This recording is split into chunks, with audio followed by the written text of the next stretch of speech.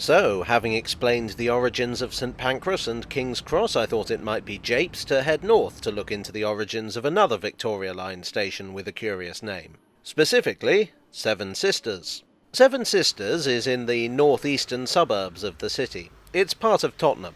Actually, it's only really been considered a distinct place in its own right for about 200 years. Let's say 250 to be on the safe side, on the basis that it was probably considered a distinct place by locals long before official records named it as such. You can still see the actual Seven Sisters themselves. These are them, these hornbeam trees. So the Seven Sisters aren't so much a who as a what. Well, unless you're an Ent, I suppose. These are not the original Seven Sisters, though.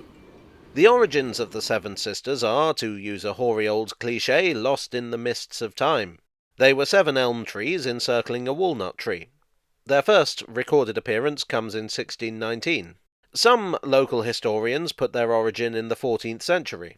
According to legend, the walnut tree may have been even older and may have been a focus of pagan worship in the Roman era.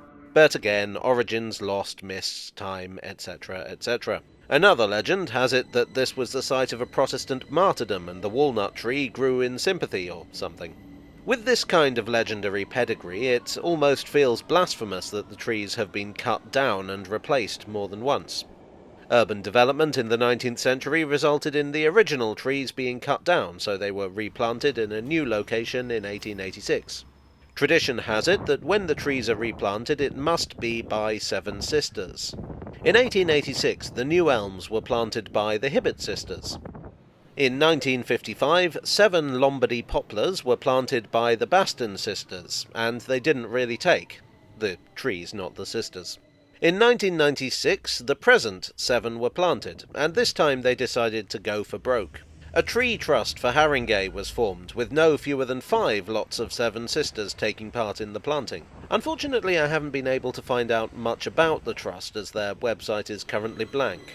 In 1805, Seven Sisters was first identified on the map as a place rather than a landmark. Seven Sisters Station was opened in 1872 by the Great Eastern Railway, what is now the Overground Line. In 1968, the Victoria Line joined it, creating one of the most unusually named tube stations in existence.